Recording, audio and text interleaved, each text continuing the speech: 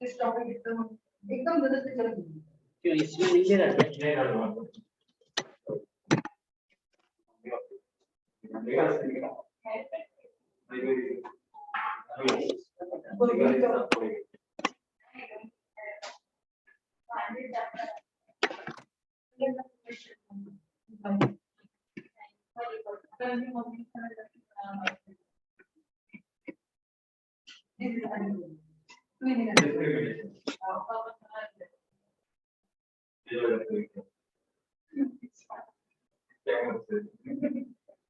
अच्छा काजल और कोमल ना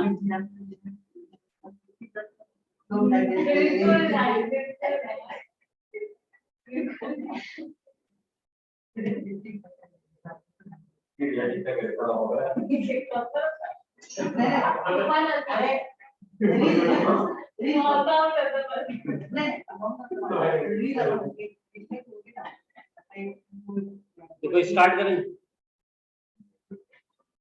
बाकी लोग कहाँ हैं? अच्छा वो रिजल्ट वाला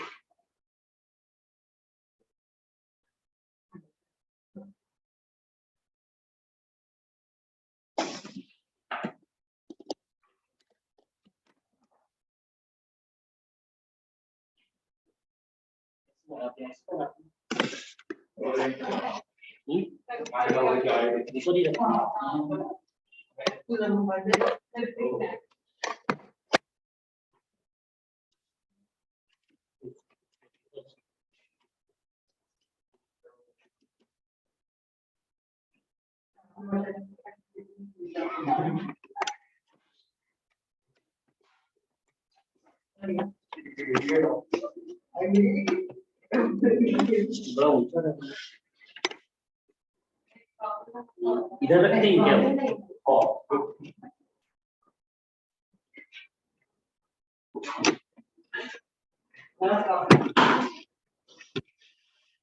दिक्कत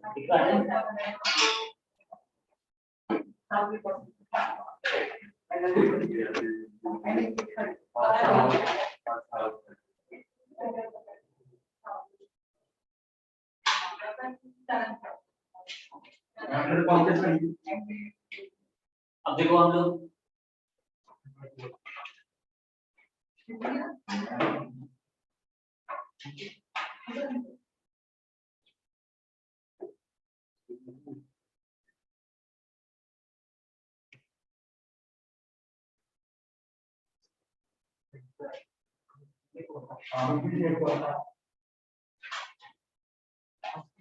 देखो अच्छा कैसे करते हैं देखो हम लोगों ने क्या क्या कर लिया था केमिकल इक्विलिब्रियम को कर लिया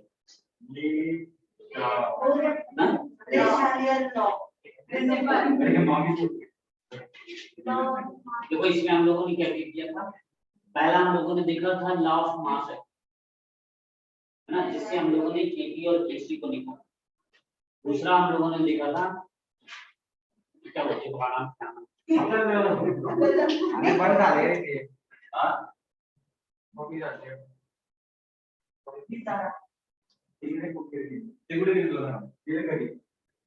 तो देखो लॉ ऑफ मास एक्शन दूसरा हम लोगों ने देखा था केपी एंड केसी के बीच रिलेशन देखा ना केपी केसी रिलेशन देखा था यही थी हम लोगों ने यूनिट भी निकालना केसी का और केपी का केसी का कैसे निकालते थे कि मोल पर लेटर हो जाएगा और डेल्टा एन और केपी का कैसे लिखते थे एटमॉस्फेरिक कोई भी प्रेशर हो बार में हो एटमॉस्फेरिक प्रेशर हो पास्कल हो या न्यूटन पर मीटर स्क्वायर में हो तो यहाँ पर डेल्टा एन स्टैंड होता है फिर यहाँ पर क्या था अगला हम लोगों ने देखा था कि रूल्स फॉर इक्विलिब्रियम कांस्टेंट के लिए देखा था हाँ फिर इसके बाद हम लोगों ने देखा था रिएक्शन कोएफिशिएंट जो डायरेक्शन बताया इसको भी हम लोगों ने सॉल्व किया फिर हम लोगों ने देखा था डिग्री ऑफ डिसोसिएशन और वेपर डेंसिटी के बीच रिलेशन निकाला था हाँ तो क्या आया था अगर BCl5 वाले सेट में हम लोग ले रहे थे तो क्या मिला था ये बता सकता है कैसे बना था d by small d equals वो n क्या होता था यहाँ पर final by initial mode. Final modes कितने हो जाते थे अल्फा की टर्म में a प्लस a अल्फा याद है a प्लस a अल्फा और नीचे इनिशियल मोड कितने थे यहाँ से कितना मतलब कम तो हम लोगों ने ये रिलेशन निकाला। p क्या था ये वेपर प्रेशर था PCl5। वेपर प्रेशर कैसे निकालेंगे हम लोग मॉलिक्यूलर वेट को 2 से डिवाइड कर देंगे तो वेपर प्रेशर आ जाएगा और ये डेंसिटी रेस्पेक्टिव मिक्सचर की यानी सॉल्यूशन की ये हमारी डेंसिटी ये चल गई। फिर हम लोगों ने देखा था ली चैटलियर प्रिंसिपल में हम लोगों ने क्या देखा था ये देखा था कि हम लोग प्रेशर चेंज करते थे तो प्रेशर अगर चेंज करते थे तो प्रेशर अगर हम इंक्रीज करते थे तो इसका मतलब क्या होता था वॉल्यूम डिक्रीज हो जाता तो सिस्टम किधर की तरफ जाने की कोशिश करता था वॉल्यूम किधर कम होगा वॉल्यूम किधर कम होगा जिधर मोल्स किधर कम है इधर पानी तो ये इधर जाएगा ठीक किधर होता था लोअर नंबर ऑफ मोल्स। अगर इसी में कह रहा है कि प्रेशर को अगर हम डिक्रीज कर देते तो वॉल्यूम हमारा इंक्रीज हो जाता तो प्रेशर का था ऐसी वॉल्यूम को हम रिलेट कर देंगे देखो वॉल्यूम वाला ऐसी वॉल्यूम का क्या होगा मान लो इंक्रीज करते प्रेशर क्या हो जाता डिक्रीज हो जाता और जब डिक्रीज हो तो इसका मतलब कितना जाता हायर नंबर ऑफ मोल्स।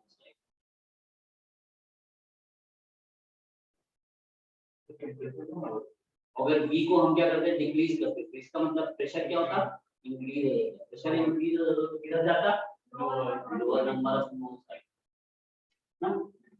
फिर कहा टेम्परेचर को हम लोगों ने कैसे देखा था टेम्परेचर में हमारे पास दो तरह की रिएक्शन होती थी एंडोथर्मिक और एक्सोथर्मिक। तो अगर हमारे पास एंडोथर्मिक रिएक्शन इसमें क्या करता था टेम्परेचर को अगर हम इंक्रीज करते तो किधर जाता था एक्सोथर्मिक टेम्परेचर को अगर इंक्रीज करते थे तो एंडोथर्मिक में एब्जॉर्ब करेगा तो इसकी इधर की तरफ जाएगा तो उसका यूज हो जाएगा टेम्परेचर कह रहा है इधर जाएगा टुवर्ड्स एंडोथर्मिक। और अगर एक्सो वाली है तो यहाँ पर क्या होगा अगर टेम्परेचर को इंक्रीज करते हो क्या हो जाएगा अगर टेम्परेचर डिक्रीज करोगे इधर जाएगी टुवर्ड्स एक्सोथर्मिक। फिर क्या था कि देखो अगले वाले में हम लोगों ने देखा था कि अगर हम इनर्ट गैस ऐड करें तो हमारे पास दो तरीके हैं एक कांस्टेंट वॉल्यूम पर है और एक कांस्टेंट प्रेशर। तो कह रहे हैं अगर कांस्टेंट वॉल्यूम वाला होगा तो यहाँ पर कोई इफेक्ट नहीं होगा चाहे दोनों के मोल्स इक्वल हो चाहे डिफरेंट हो। लेकिन कह रहा है कि अगर ऐसा हो जाए यहाँ पर नो इफेक्ट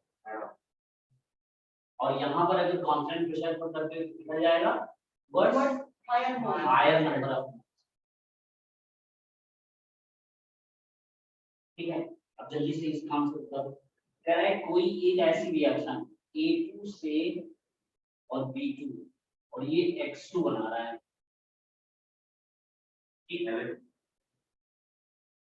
A2 है B2 है और X2 है कह रहा है कि प्रोडक्ट को मैक्सिमम करने की प्रोडक्ट मैक्सिमम चाहिए उसके लिए हम क्या करें प्रेशर कम करने उसके लिए हम क्या करें एक प्रेशर भी बताएं और ये कह रहा है ये कैसी है यहाँ डेल्टा H क्या है -x किलोकैलोरी।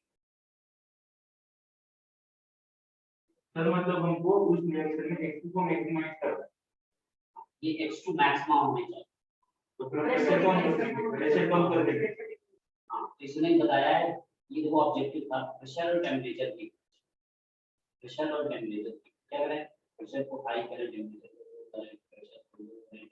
को हाई करें और प्रेशर को भी इंक्रीज करते हैं टेम्परेचर को भी इंक्रीज करते हैं ठीक है प्रेशर को भी डिक्रीज करते हैं टेम्परेचर को भी डिक्रीज करते हैं ऑप्शन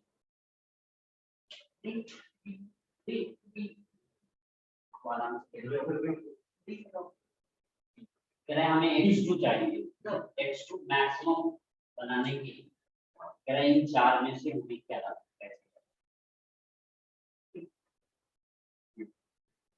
यार निकलवाए थे क्या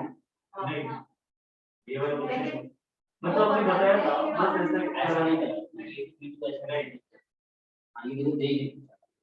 इसमें क्या होगा, ये इधर चाहिए हमें, और इधर चाहिए तो मतलब हमारी रिएक्शन इधर चलना चाहिए, और जब इधर चलना चाहिए, इधर क्या है 1 मोल है, इधर 2 मोल है, यानी इधर क्या होता है, वॉल्यूम कम होता है।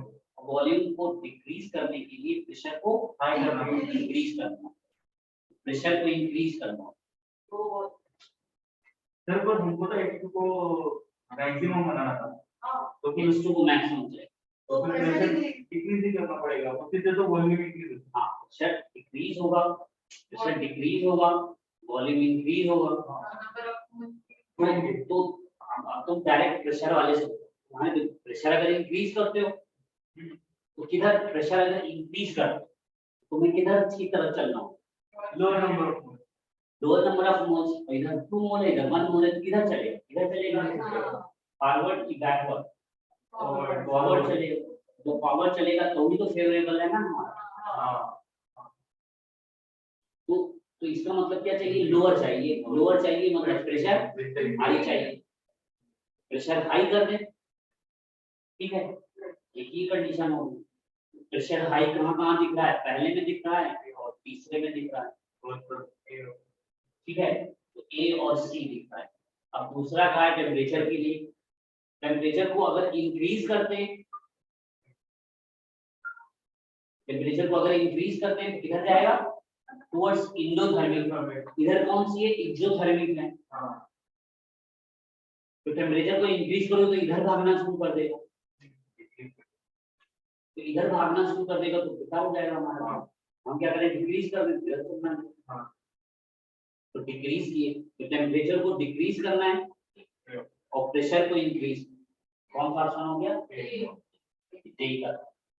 सर तो अगर डेल्टा एच दिया नहीं होता बस तो उतना ही कुछ तक ही हमको X2 को मैक्सिमाइज करना, तो ये मैक्सिमम चाहिए, तो कैसे, ये मैक्सिमम चाहिए, ये मैक्सिमम के लिए मतलब ये वाला रेट फास्ट है, यानी फॉरवर्ड रिएक्शन की तरफ, तो ही हमारे पास ये ज्यादा मिलेगा ना। तो अब कह रहे क्या कंडीशन ली कि ये फॉरवर्ड वाले को फेवर, तो फॉरवर्ड वाले को फेवर करेगा कौन, लोअर नंबर ऑफ मोल्स आएगा, लोअर का मतलब वॉल्यूम कम करो, वॉल्यूम कम करो मतलब प्रेशर बढ़ाओ, प्रेशर इंक्रीज कर दे, प्रेशर इंक्रीज कर दे, यहाँ भी इंक्रीज कर रहे हो लेकिन यहाँ पर टेम्परेचर इंक्रीज कर रहे हो, तो उसकी वजह से ये इधर चलने लगता है हमारा pressure.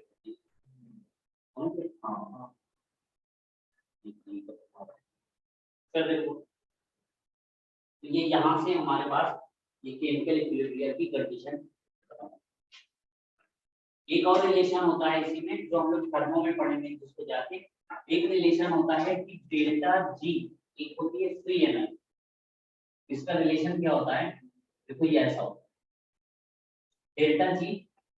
Delta G naught plus R T log of Q, QC क्या होता है, ये रिएक्शन कोएफिशिएंट है, रिएक्शन।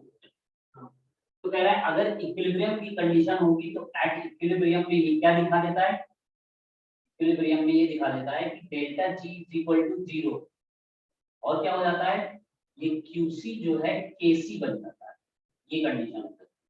तो इसमें ये चीज अप्लाई करो, तो जब अप्लाई करोगे तो क्या हो जाएगा, 0 is equal to delta G naught plus R T log of QC, QC क्या बना देगा, केसी बना देगा।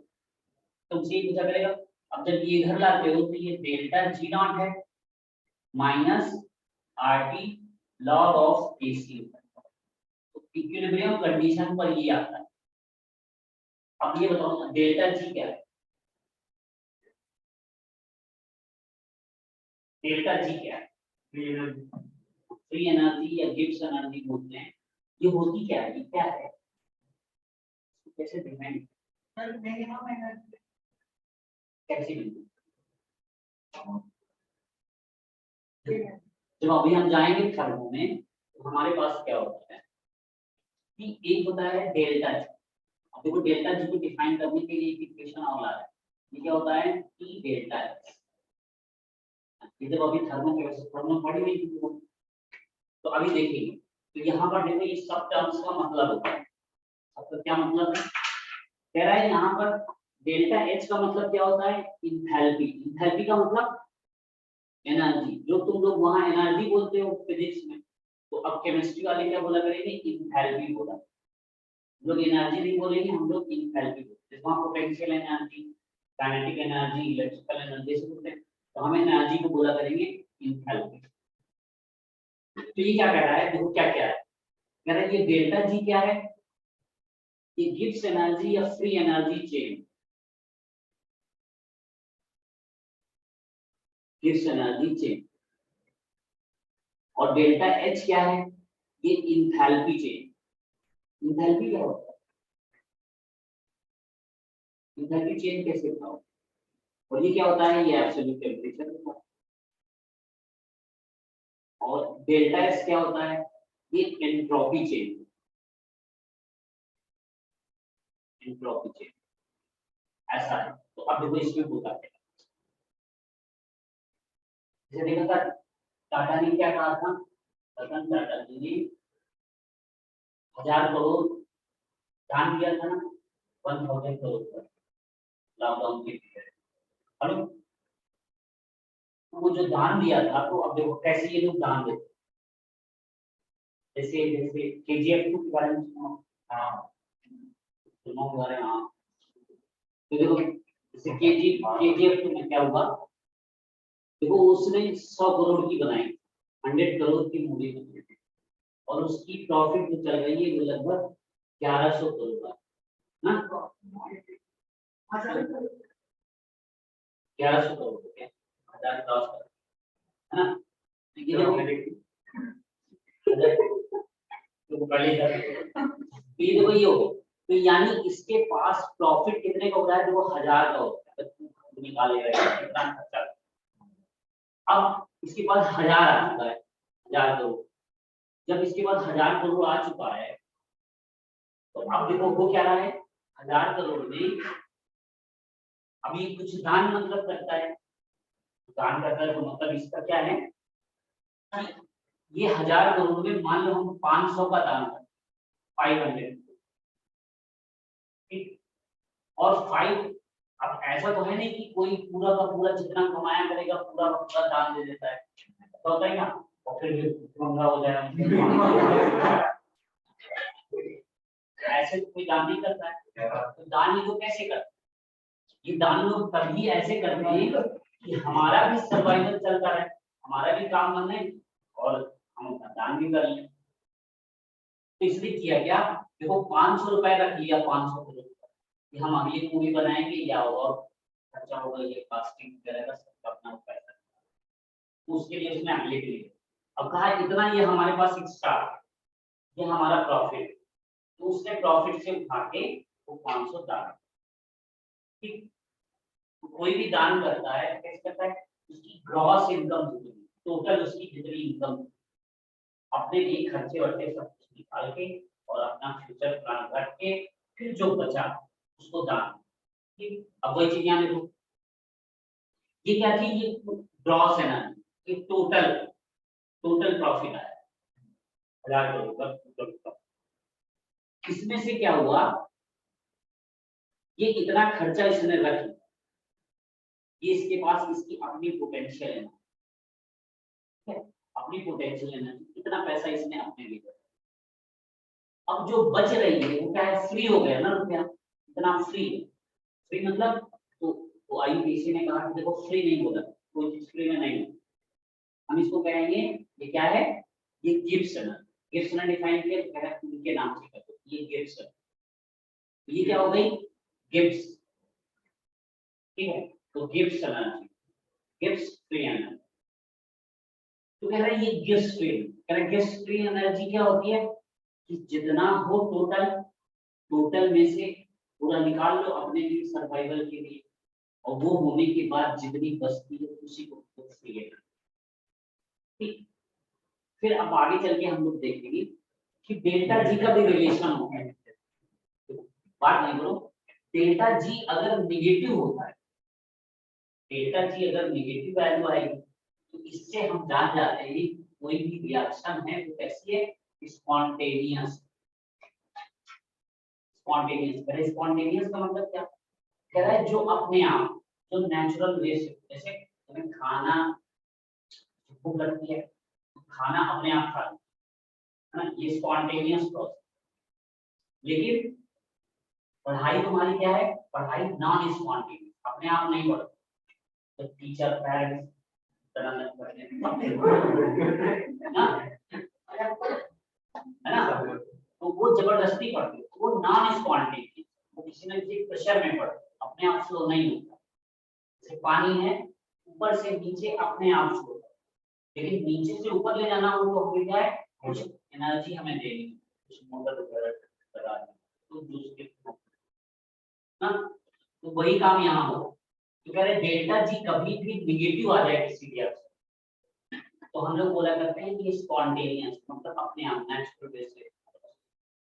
और कह रहे कहीं डेल्टा जी ऐसा हो जाए कि ये पॉजिटिव आ जाए, इसको बोला करते हैं कि ये क्या है? Non spontaneous. नॉन स्पॉन्टेनियस का मतलब जैसे तुम्हारी पढ़ाई है, अपने आप नहीं, ये है ना, एक्सटर्नल फोर्स लगते हैं तब के बारे में। और कहा अगर कहीं डेल्टा जी क्या हो जाए? जीरो हो जाए, डेल्टा जी अगर जीरो हो जाए, इसका मतलब क्या रहा करेगा? ये इक्विलिब्रियम। अब देखो इसको ग्राफ से लिखो, ये क्या है? जैसे मान लो ये गिव्स एनर्जी किसके? रिएक्टेंट की। तो रिएक्टेंट में क्या होता है कि ये देखो पोटेंशियल एनर्जी ये कम होते ऐसे, तो ये क्या होता है? प्रोडक्ट। ये कह रहा है यहाँ से यहाँ तक जाने में क्या होता है? ये एक ऐसा प्रोसेस होता है, यहाँ पर ये डेल्टा जी होता है वो जीरो होता है, ये इक्विलिब्रियम पर होता है, ठीक। और जब इक्विलिब्रियम पर होता है तो इसका मतलब क्या है? पहले रिएक्टेंट से स्टार्ट हुआ, रिएक्टेंट से वो उसके वो होते एक समय ऐसा आता है कि इसकी डेल्टा जी जीरो होता है। तो यहाँ देखो निगेटिव था, स्पॉन्टेनियस चल रहा था, अपने आप चलता आ रहा, और यहाँ क्या हो गया? अब पॉजिटिव हो गया, ये नॉन स्पॉन्टेनियस जबरदस्ती हो रही, तो ये यहाँ तक है। अब आई तो ये जो है अब क्या है? ये इक्विलिब्रियम, इधर से इधर से ठीक है। वो कैसा? डायनेमिक इक्विलिब्रियम आ गया। अगर जब भी कभी इक्विलिब्रियम होगा तो डेल्टा जी की वैल्यू जीरो हो जाएगा, ये कंडीशन समझ गए? अब तो यहाँ पर यही कह रहा था, गिब्स एनर्जी क्या होती है? गिब्स एनर्जी इसको बोला करते हैं एंथैल्पी। एंथैल्पी मतलब टोटल ग्रॉस एनर्जी इसके पास है ना, तो टी एंथैल्पी ये ग्रॉस एनर्जी, ये खर्चा आ रहा है, ये क्या है? टी होता है, टेम्परेचर होता है, और डेल्टा एस क्या होती है? एंट्रोपी। एंट्रोपी किसको बोलते हैं? ये रैंडमनेस को मेजर करता है, बिखराव को मेजर करता है। कैसे कह रहा है? जैसे सॉलिड में होते हैं तो एटम्स हो, मॉलिक्यूल्स हो, आयंस हो, रेगुलर अरेंजमेंट में होते हैं। जैसे मान लो रेलवे में टिकट के बाहर लाइन में बराबर प्रॉपर वे से लगे होते हैं, तो क्या हो गया? कहेंगे ये रेगुलरली अरेंजमेंट।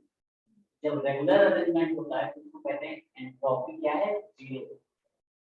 और जब रैंडमनेस होती है, सब इकट्ठा गए हैं टिकट, ये क्या हो गई? Randomness increase. और जब रैंडमनेस इंक्रीज हो जाती है उसका डेल्टा एस पॉजिटिव हो।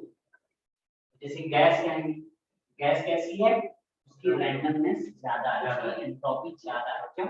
उसके मॉलिक्यूल्स अलग तरह से इसको भाग रहे हैं, है ना। लिक्विड की क्या हो गई? एंट्रोपी और कम हो गई। क्यों? गैस के मुकाबले अब वो थोड़ा ऑर्डरली अरेंजमेंट है ना। सॉलिड की क्या हो गई? अब उसमें एक रेगुलर, उसमें क्या होता है कि एक दूसरे में बस फ्लक्चुएट करते हैं मिनिमम डिस्टेंस पर, है ना, उससे दूर नहीं करते। ये क्या हो गया? ये और रेगुलर है। तो सॉलिड की सबसे सबसे कम एंट्रोपी, रैंडमनेस जिसकी बढ़ेगी तो उसकी एंट्रोपी बढ़ेगी, और जैसे रेगुलर अरेंजमेंट में आप जाएंगे एंट्रोपी, तो ये वही है एंट्रोपी।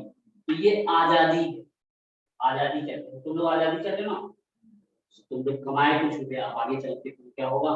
जब कमाओगे कमाओगे तो पेरेंट्स ने कितना खर्च किया है, क्या किया है, कुछ जाओ तुम रुपया कमाए तो तुम सोचोगे हम अपनी आजादी में खर्च करें। आजादी में खर्च करने के लिए क्या करोगे? जब तक जाओगे रेस्टोरेंट पब और ये सब जाना शुरू करोगे, तो ये खर्च कर रहे हो अपनी आजादी। और ये आजादी के करने के बाद तुम कहोगे क्या कि तुम्हारी फ्री एनर्जी क्या है, जीरो आ रही है, हमारे पास रुपया बच ही नहीं रहा। घर वाले को हम क्या दें भाई, हमारे पास कुछ रुपया आता ही नहीं है, हम चाहे जितना कमाते हैं वो सब जीरो हो जाती है फ्री एनर्जी, तो हम पे ही नहीं करते। हाँ, वही हाल इनका। तो ये फार्मूले का मतलब है। अब इसमें क्या कहा, ये तो हमने इसको समझा है, ये कौन सी है। अब कह रहा है उसी इक्वेशन में ये एक स्टैंडर्ड फार्मूला होता है, क्या, डेल्टा जी नॉट। अब कह रहा है नॉट लगा देते हो तो इसका मतलब क्या होता है, कह रहा है नॉट का मतलब ये होता है जब हम ऊपर जीरो या ऐसे करके नॉट बोलते हैं, इसका मतलब होता है स्टैंडर्ड कंडीशन। स्टैंडर्ड कंडीशन क्या होती है, उसमें हम फिक्स कर देते हैं कि टेम्परेचर हमारा 0 डिग्री सेल्सियस और प्रेशर कितना है 180। तो जब ऐसी कंडीशन फिक्स हो जाती है तो इसका मतलब क्या होता है, ये स्टैंडर्ड कंडीशन। और जब हम केवल ऐसे दे दें तो इसका मतलब ये आर्बिट्री कंडीशन। तो कोई भी टेम्परेचर होगा किसी भी प्रेशर में हमने इसको डिफाइन किया। तो थर्मो में क्या होता है, स्टैंडर्ड कंडीशन पर हम देखा। स्टैंडर्ड कंडीशन का मतलब तो देखा कि भाई एग्जाम से पहले या एग्जाम आने के बाद टिपिकल कंडीशन होगा ना, लेकिन ऐसे स्टैंडर्ड वे में कितना पढ़ते हो, तो रेगुलर वे से बराबर पढ़ते रहते हैं, एग्जाम हो चाहे आज हो चाहे कल, टेस्ट पेपर आज हो चाहे कल, लेकिन पढ़ते रहते। ठीक है, एक स्टैंडर्ड उसका। और एक आर्बिट्री वाले होते हैं, आज उसने 10 घंटे पढ़ लिया और कल पढ़ा ही नहीं, 3 दिन से कुछ पढ़ ही नहीं रहा, फिर एक दिन अचानक जोश आया फिर पढ़ लिया, फिर वो हो गया। ठीक है, होगी ये आर्बिट्री कंडीशन, समझ गए। तो वैसे ही यहाँ पर तो कह रहा है कि ये क्या है, ये स्टैंडर्ड कंडीशन पर एनालिसिस है और ये क्या है, आर्बिट्री कंडीशन। ये एक फार्मूला हो जाता है। आर यहाँ क्या है, यूनिवर्सल गैस कांस्टेंट, टी क्या है, एब्सोल्यूट फ्रीक्वेंसी। लॉग, जो लॉग लिख दें तो मतलब बेस 10 पर है, जब लॉन लिख दें एलएन लिख दें मतलब बेस ई वाला है, ठीक है। और क्यूसी है, तो कह रहा है यही इक्विलिब्रियम पर क्या होगा, ऐसा होगा तो ऐसा हो जाएगा, ये बनती है तो डेल्टा जी नॉट।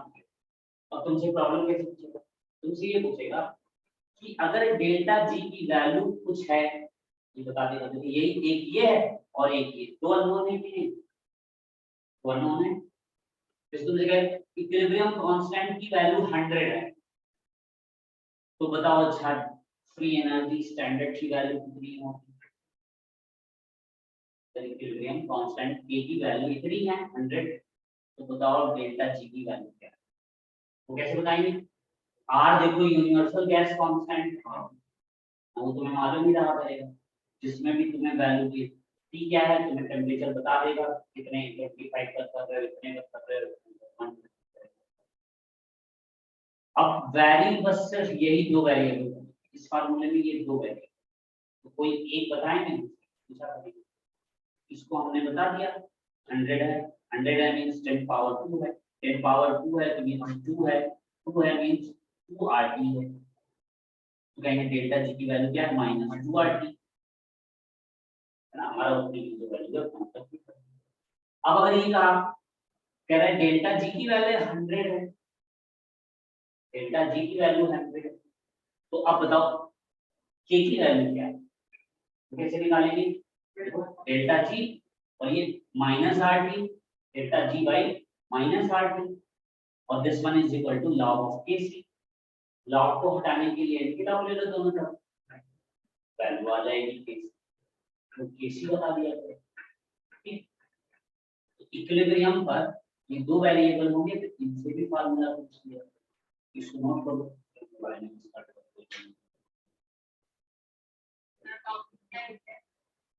ये है ये रिलेशन, ये है relation between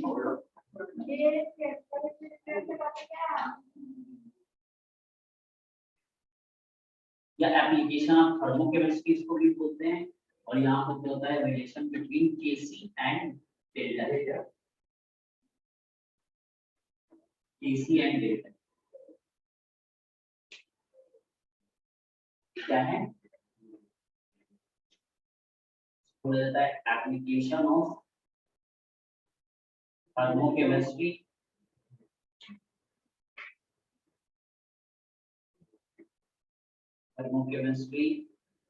at equilibrium।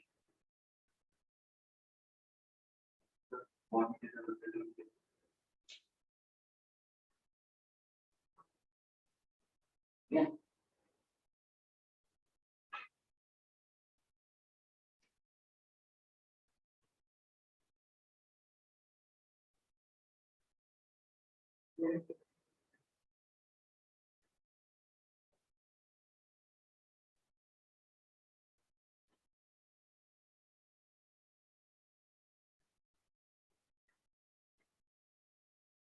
Arushi, आवाज आ रही है? Hello Yes, sir. Kajal, Yes, sir.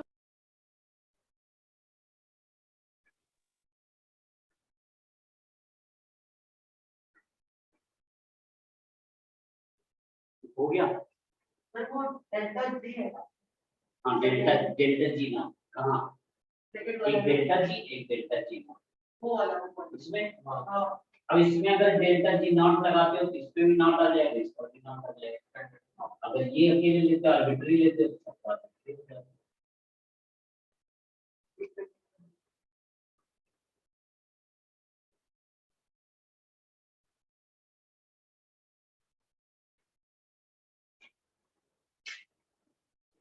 क्योंकि ये इक्विलिब्रियम इतना बड़ा चैप्टर होता है कि इसमें जो है एक तरह से देखो तो दो दो चैप्टर हैं, और थर्मो भी एक बहुत बड़ा चैप्टर है, क्योंकि एक बहुत बड़ा चैप्टर है और इनमें से मोस्टली क्वेश्चन आते ही, चाहे जेईई का हो चाहे नीट का हो, दोनों से एक एक दो दो क्वेश्चन आ ही जाते हैं।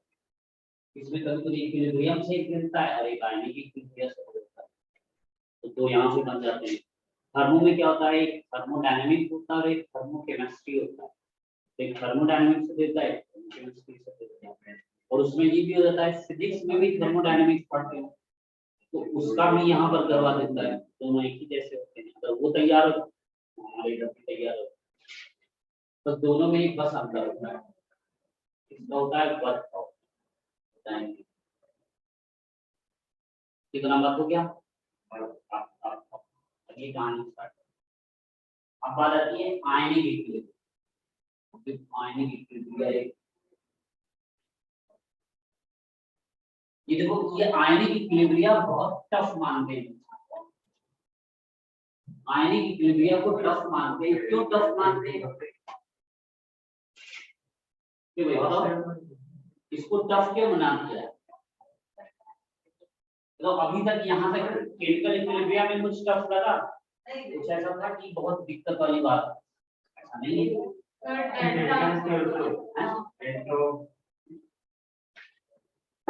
एंट्रोपी, एंट्रोपी डेल्टा एंट्रोपी से रैंडमनेस, ये बस नहीं समझ में आया होगा, ये वाला फालतू यहाँ का नहीं था, ये थर्मो की बात पढ़ा है, थर्मो की पढ़ा। चलो आप देखो,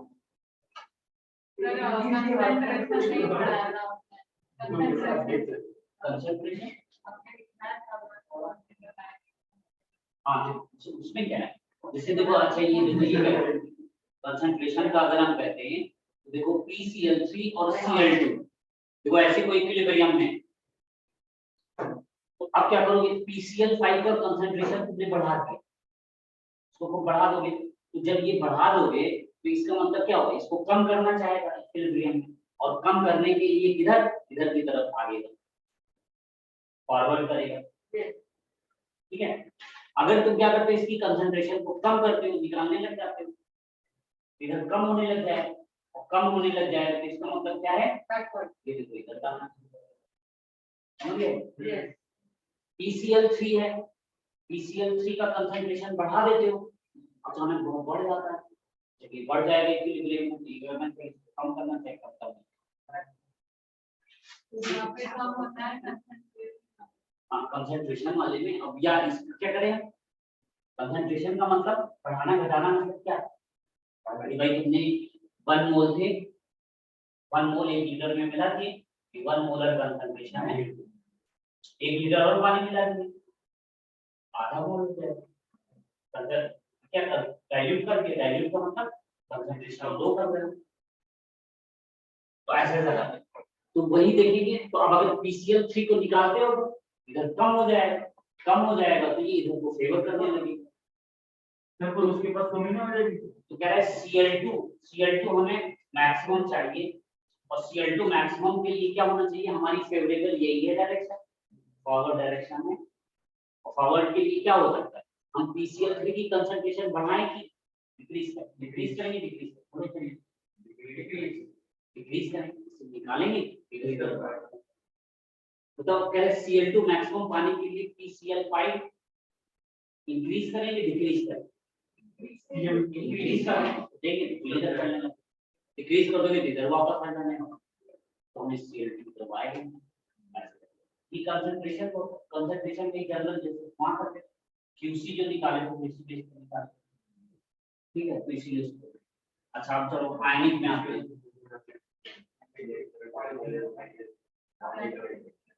अब देखो हमारे पास होता है आयनिक इक्विलिब्रियम, अभी हम लोग नए चैप्टर में देखो आयनिक इक्विलिब्रियम में हमारे पास पहले देखना होता है एसिड बेस।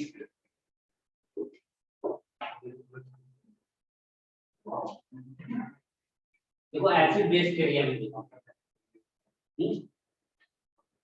क्या देखना है, देखो एसिड बेस। इस पहली को देखने के लिए हमने क्या किया, पहले ये बताओ एसिड कौन होगा, एसिड कैसा होता है सर, जो अकॉर्डिंग टू आयनिक जो वाटर में डिजॉल्व होके अभी ये देखेंगे इसका टेस्ट कैसा होता है, कैसा टेस्ट होता है, ये कैसा होता है सॉफ्ट, और ये कैसा होता है। तो जैसे साबुन लगाते लगाते कभी कभी मुंह में आ जाता है,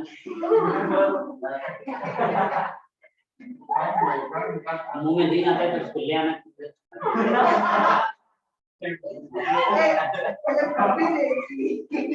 तो ये बताओ वो कैसा होता है, टेस्ट कैसा होता है, बोलो नहीं बताओ। बिटर होता है, देखो बिटर होता है तो इसका मतलब क्या होता है, वो बेसिक होता है, अल्कलाइन होता है, बेसिक रहता है। जैसे नींबू पानी पीते हैं है ना, ये सब क्या है। अब देखो दूसरा, देखो अगर लिटमस पेपर लेते हो सर, तो वो रेड होता है, लिटमस कैसा कर देता है इसको, रेड